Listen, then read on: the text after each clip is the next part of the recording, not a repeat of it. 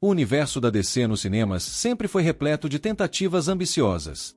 E entre todas essas tentativas, talvez nenhuma tenha sido tão discutida, criticada e relembrada com um misto de decepção e frustração quanto Lanterna Verde, lançado em 2011. O filme tinha potencial para abrir uma nova frente para os heróis espaciais da DC, expandir o universo cósmico das HQs nas telonas e apresentar ao público um herói poderoso, complexo e diferente dos tradicionais mascarados urbanos. Mas o que era para ser o início de uma nova era para os filmes da DC, acabou se tornando um dos títulos mais mal falados da década.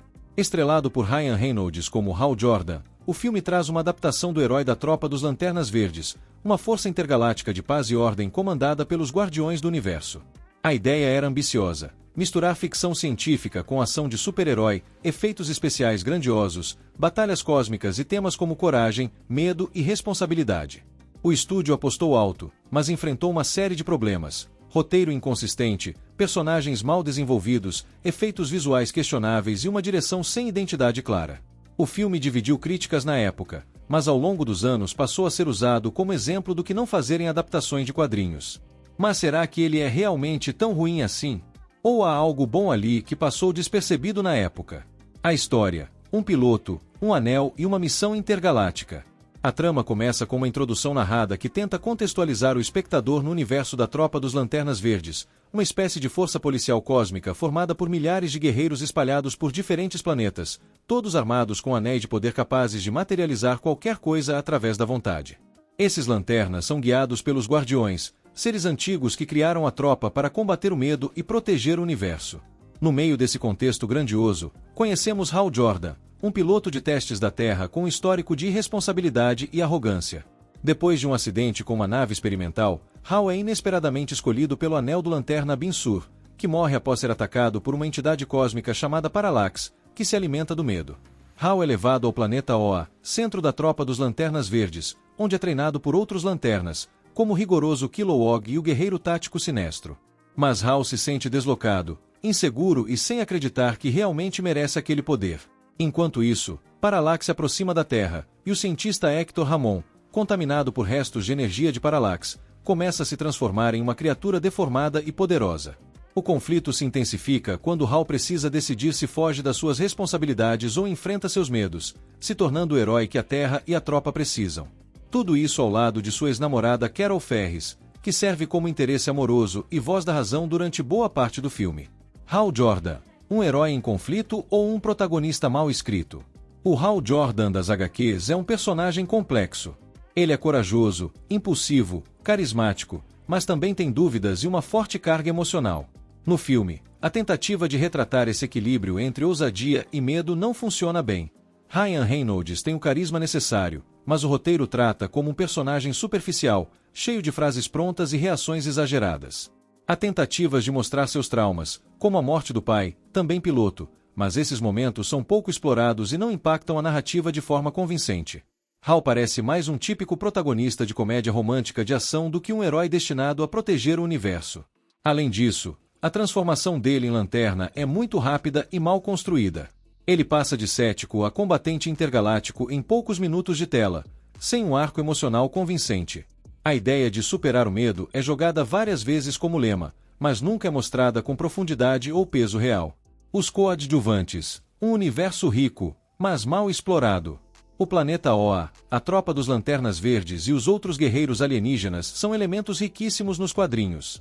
Mas no filme, todos esses personagens são apresentados de forma rápida, rasa e descartável. Sinestro, interpretado por Mark Strong, é talvez o único que realmente convence. Ele tem postura, presença e um certo ar de mistério que combina com o personagem. Mas sua relação com Hal é pouco desenvolvida, e o arco que deveria levar à sua transformação como vilão é apenas sugerido no final, em uma cena pós-créditos apressada.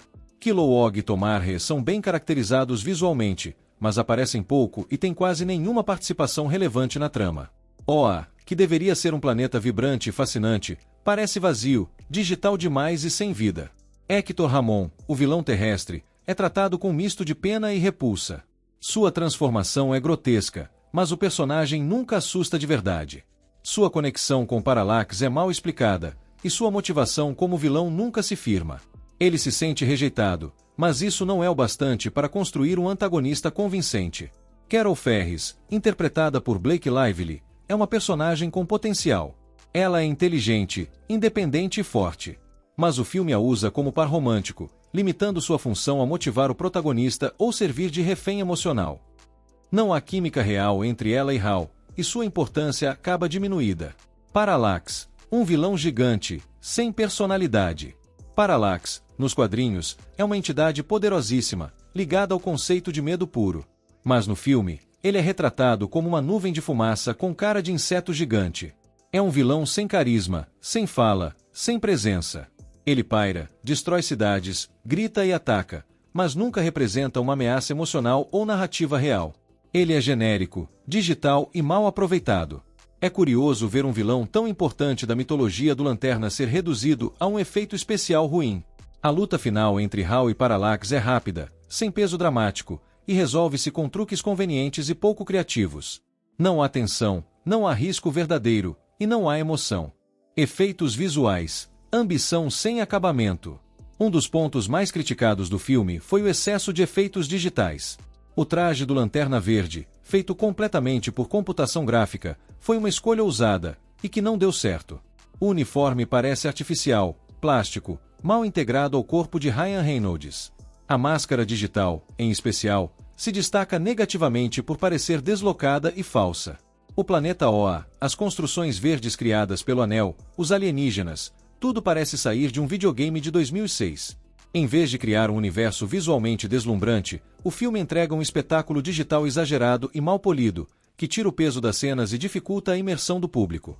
Há momentos bonitos, sim, principalmente nas cenas do espaço e nas construções criadas durante as lutas. Mas, no geral, o excesso de CGI sem acabamento suficiente prejudica bastante a experiência. Pontos positivos. Mark Strong como Sinestro, presença, interpretação sólida e fidelidade ao personagem. Conceito do universo dos Lanternas ainda é fascinante, mesmo mal executado. Algumas cenas de ação têm criatividade visual. Ideia de explorar o medo como força antagônica é conceitualmente interessante. Trilha sonora de James Newton Howard é competente e funciona bem em algumas sequências. Pontos negativos. Roteiro fraco, cheio de clichês e sem profundidade emocional. Hal Jordan mal desenvolvido e com um arco de herói inconsistente. Vilões rasos e mal explorados, Hector Ramon e Parallax. Efeitos especiais digitais exagerados e mal acabados. Planeta Oa vazio, personagens secundários descartáveis. Relações e conexões emocionais mal construídas. Humor deslocado e tom narrativo indeciso, entre drama, aventura e comédia. Afinal, Lanterna Verde, 2011, é bom ou ruim? Lanterna Verde é um filme com uma ideia ambiciosa, um universo rico a ser explorado e um personagem que poderia render dezenas de histórias incríveis. Mas tudo isso foi desperdiçado por um roteiro fraco, uma direção sem identidade, efeitos digitais mal acabados e uma execução apressada. O filme tenta agradar todo mundo e acaba não agradando ninguém. Ele não é o desastre absoluto que muitos afirmam, mas é um projeto que não entendeu seu próprio potencial. Lanterna Verde é um filme ruim. Tem alguns elementos interessantes e uma base rica, mas falha na construção do protagonista, dos vilões, do mundo e da emoção.